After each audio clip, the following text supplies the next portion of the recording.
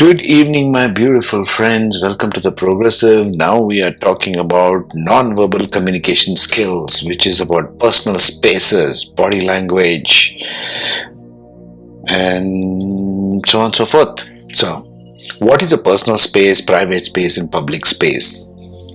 Starting as a radius from your body, you'll see all very interesting aspects covered in this. I think you'll like this more than the other ones because we never seem to think of this. Culturally, we are also different. India is very different from South Korea, Japan, Americans, Middle East. We are very different. Each one of us is very different working culture. Trust me, I've worked in 15 countries, I know. So keep these non-verbal communication skills. What's your hand gesture? What does this mean? What does that mean? What does this kind of handshake mean? All these non-verbal communication skills and body language is fascinating science. There are lots of books like Alan Pease you can read about the body language, which is the most popular back then in the beginning of my work days. But yeah, check it out. These are tips, and this you will see among your colleagues, and you can take notes about it and give me your comments. Come on, buddy. Now, here are some very interesting parts of communication. Non-verbal communication, signs, gestures, where you put your hand, where you put your, how you conduct your body posture, how you move your legs, how you move your arms, right? And this is part of the popular culture of the body language and how it started. I just captured some very interesting body gestures and body language that people display at work, and which will be very common for people in the corporate world to understand, appreciate. The idea here is not to be critical of whoever your colleagues, your boss, your friends, your family, what their body gesture is showing, not to be critical or judgmental about it, but to understand, because even you use it, I use it, all of us use it. So understand the context in which it is being presented. If you are trying to communicate verbally and somebody is showing a particular kind of body stance or language, pause. Reevaluate your strategy. Reevaluate what you're trying to communicate, and will it work? Will it not work? Are they in a mood, or are they in a proper state of being to be receptive, to work with you? Things like that. It's to fine-tune your own communication rather than to blame or shame anybody else. That's the basic idea, okay? So you and I, we are all humans. We need to understand this better.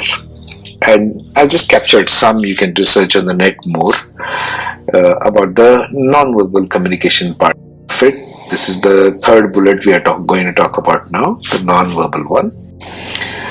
So, non-verbal communication is a study of human gestures, signals, postures that humans constantly engage in during communication, through which humans signal another how they are currently feeling, what their current internal state is. Non-verbal communication knowledge is useful to know how your communication or another's communication is being registered by a person or a group of people, say in a meeting. It's very common in meetings to see this and observe this. Study this. It's a very, very interesting science. There's lots of resources available on the net. Non-verbal communication can never be used to doctor one's own responses. It's important to remember because it will come out unconsciously. These are unconscious responses. You can't consciously show that you're open-minded when you're closed-minded. It won't work for very long. Very soon you'll be found out. So don't try to fake this. It doesn't work. Okay? Don't. So, before we get into the proper non-verbal communications, things to be spoken about in three broad categories I have put here, which is useful in terms of working in an institution or in among a group of human beings, let it be in a shop, a restaurant, a clinic, office, anything, right? In a meeting. So, let's begin. First, we'll talk of personal spaces. The concept of personal spaces again varies between cultures in different countries that I have been. For example, if you go to the Eastern culture, if you go to Korea or somewhere, they have very less boundaries between their personal spaces. Europe also to an extent. But if you go to more conservative cultures, if you go to India and everything, the personal space is very, very guarded. So we'll talk about that. So personal space is dependent on culture specific also, bear that in mind. Then there comes the gestures, postures and common body language patterns. Then the visual cues and their meanings. So this should help you give a broad starting point of body language and what to observe and what to look for. So personal space, this definition I borrowed off the internet. It's the intimate space is 15 to 45 centimeters out of your body. This is everything from the person, the white one in the center is you. The intimate space is the first circle, the orange one the second circle, the green is the next, and the public space. So there's the intimate space, there's a personal space, there's a social space, and there's a public space. So intimate space is that which is the most important. You guard it. No, you don't allow anybody to come within 15 to 45 centimeters of your space from your skin, because that's very, very intimate. Okay. Then comes the personal space, which is 46 to 1.5 feet. Right. This next level. This is the distance we stand at others at cocktail parties, office parties, social functions, that kind of thing. You don't stand 20 feet apart. So next comes the social space. So dark green zone, 12 to 14 feet. We stand at this distance from strangers, a plumber, a carpenter doing repairs in our home, the postman, the local shopkeeper, etc. The new employee at work and the people from whom we don't know yet very well. This is the social space. Then comes the public space. The public space is everything outside of the social space, right?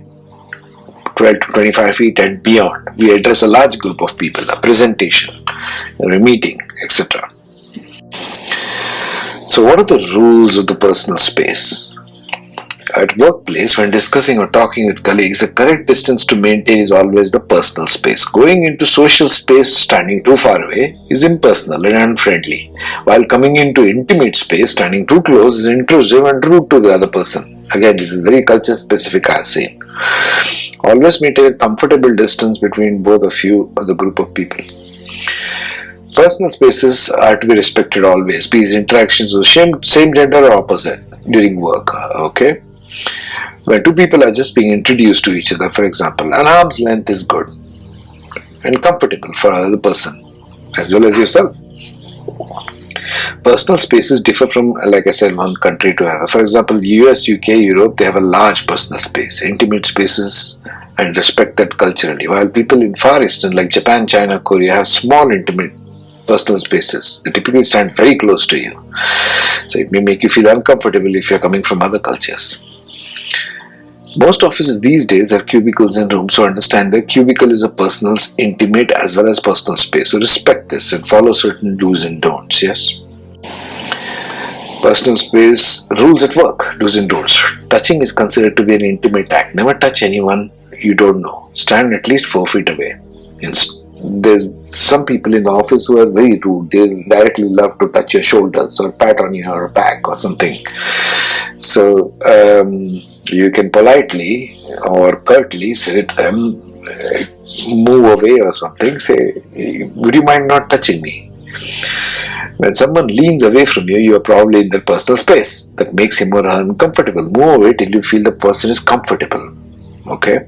It's very important to respect people's spaces. That's why I'm being critical about it somewhere. Never lean over someone's shoulder to read something unless invited by the person. This is rude and ill-mannered. Never go through anyone's personal belongings. Enter a cubicle space of that person without explicit permission. Somebody says you can go and have a look at my drawer, go and have a look at the drawer. Don't just pry into people's personal things. Don't enter a room without knocking first, or office cubicle without formally announcing yourself. Don't come shadily behind a person in the cubicle. Say, announce yourself. Come from the front, not from the back. Very important in the cubicle culture that we are going on. Only step into someone's workspace if you are welcome. Be respectful if you sense the person is busy or on the phone, or if you have had a bad discussion even. Don't assume your relationship with a co-worker or supervisor is personal. Both you are here for a professional term, have a working relationship and retain it that way. Now I come to the gestures and postures. Gestures means all the hand and feet movements that the human beings exhibit, which convey a certain attitude, an internal state or behavior of a person. Posture means the way you stand, the entire body, right? So, what kind of postures and hand gestures can we expect? Well, let's see. So, palm gestures. So, there is a submissive palm position, holding the palms upward. When you're talking, if you're waving your person's palms upward, it means you're open-minded, submissive. Like, what can I do? Tell me. People always raise their hands when they say, what can I do? I don't know what to do. Tell me. They always palms are raised up. It's a submissive position. Dominant position, palm position would be facing downward. No, be quiet, or I know what I'm talking about. That kind of. Aggressive is pointing fingers. This is the least of all preferred options. Never use finger pointing. And if a person is pointing fingers, they are end of the rope, right? So just don't participate too much in it. Handshakes are another common 4 ones which I have figured it out like this, right? Handshakes are common. Palms facing downward indicated domination. If you're trying to stick your hand out in a palm downward, you're more dominating. Palms upward is saying welcome. Palms straight and perpendicular to the ground is the best one, most neutral. The glove handshake is more intimate. It's a very warm person. It's a very heart-centered person who offers a glove handshake, right? So one is about taking control, giving control, and shaking hands. The third one on the right is the neutral one, right? More about handshakes. Don't have sweaty palms. Some people have very sweaty palms. Go wipe your hand dry before you shake a hand. Just a person of a very nervous nature. Some people have very squishy hands. Knuckle crusher, somebody who tries to dominate you. Typically, this will be a person of authority or boss. I've had plenty of knuckle crushers squeeze my hand. And I'm openly always telling them, wow, you want to break my bones or something? Relax. Take it easy. So knuckle crushers are dominating. They want to impress. Then there is a dead fish. A dead fish is people who are lifeless. You shake their hand, they're least bothered. You can see that their entire palm and hand melts into your hands. There's as if there are no strength in them. They're least interested in you. The firm one is always one which matches the other one. If it's a dead fish, you also be a dead fish. If you're not interested to meet me, I'm not interested in meeting you. Knuckle crusher, don't try to knuckle crush, but just make the point blank. Wow, you're trying to really crush my hands or something. Make it joking, make it humorous. Yeah. Then there comes the arms and the gestures. How you sit across in a meeting room. This is very common in meeting room or in interviews. The clenched hands, the upper raised clenched hands, and what they mean. Person who stands with both the hands in the front. You can read up these, right? Interesting ones. Then there's the arm gestures, the entire arm. The person on the leftmost one, he's trying to dominate. He's telling, calm down, I know what you're doing. I know I'm the boss here. The one on the center, like the Pope is doing, the erstwhile Pope. Yeah, it's also a dominating but more open position. I love all of you, kind of. And the person on the right, Al Gore, he's waving his arm, his entire arm with a firmness, as a very, very dominating posture as you can make out. Then there is the arm gestures, hand and arm gestures. One is called the raised steeple and the lowered steeple. You will see this even in the interviews, right? Or people on the right side, the picture you can see with hands in the pockets. Hands in the pockets is typically very secretive. I'm a very secretive person. I keep my opinions to myself. Right? So keep these things in mind. Keep these tips in mind. And research more on these things on the net if you want. I won't go through it extensively. I'll go through all these gestures briefly. Yeah? These are other arm gestures, which is behind the back, and what they mean. You can research more on this. This is very humorous, but this is what we do as humans. There are other hands and arm gestures, more of them, right? And what they mean. You can pause and read this up if you want. Then there's the facial gestures, how you put your arms across your face and what they mean. People display this very commonly in the meeting room, especially this fourth one from the left. People are bored in meeting rooms. Many of them sit like this, and if very few are second from the right, interested in evaluation gestures, right? Then there's the leg and arm gestures. How do your legs move, in position to your arms? How you're sitting on the chair, and what does that mean? Then there's the facial gestures. The neutral, standing, head in the center, head tilted to one side.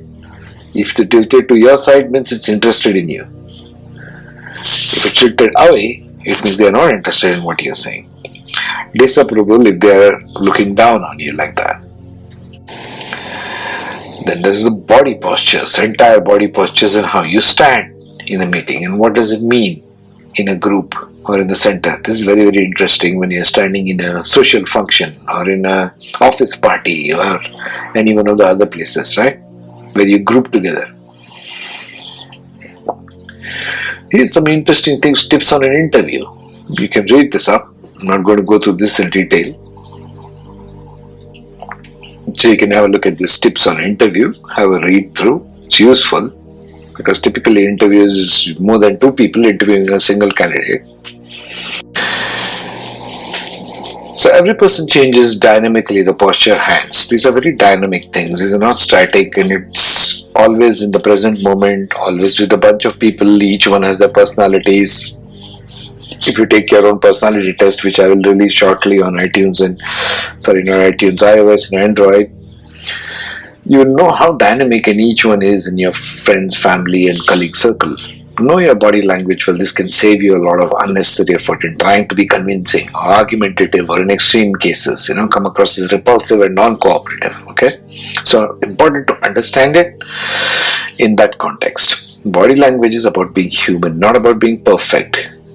Neither you nor I nor anybody is perfect. Perfection is itself an idea which is flawed. We're not striving for perfection. We are trying to be just human. The more human you are, the more perfect you are anyway. Then comes the visual cues. These are another important developments which were found in the field of psychology, right? So there's the facial feature. When looking towards the up and right, left, looking towards the right, or looking down and right. Up and right, sideways and right, and down and right, and left, same way.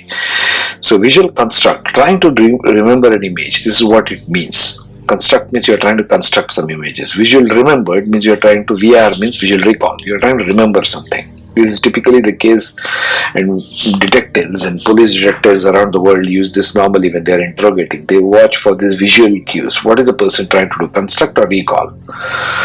It's very, very useful. Is he thinking, or is he thinking of bodily sensations? The eye movements tell a lot. That's why it's called visual cues. Yeah. So visual cues are unconscious directional movements of eyeballs when a person is trying to recollect visually, auditorily, or feeling or thinking about something. At workplace, it's an important tool for observing person's response to check if they are remembering visual recall or audio recall, or constructing visual construct audio, or their dominant lead personality. Do they feel okay? More kinesthetic, as in more feeling, more imaginative, visual construct. Do they think more? All this can be assessed in your personality test, which I'm going to develop also. You'll know what kind of a person you are more like for yourself. As humans, we are predominantly in audio, visual, or kinesthetic form. Kinesthetic means feeling. Physically feeling or emotionally feeling, both. Form of association of emotions, information assimilation as of our surroundings. Yeah. So let's conclude this. Points to remember about visual cues. Not everyone follows the rules, as in it's not like a ironclad rules, those visual cues pictures that I just showed. It can vary a little from person to person. So some people have this direction of eye movements completely reversed. meaning visual remembering becomes upper left instead of upper right, and so on. So don't get too rigid about this. Understand this, research this on the net, and understand your friends and family first. Understand yourself first. Play with your friend, for example, your colleague or your friend, and then understand how they are responding. Ask them questions which to construct a sound or construct an image or remember an image. Remember the time where you did this or when you did this. So the important exercise, one to remember properly and watch for in your colleagues at workplace. So you'll know where they are at. How are they feeling at the moment? Each one is dynamic and these things shift very dynamically. It's not important to get very pedantic or structural about it. These are very dynamic human gestures and postures. Yes? Right then.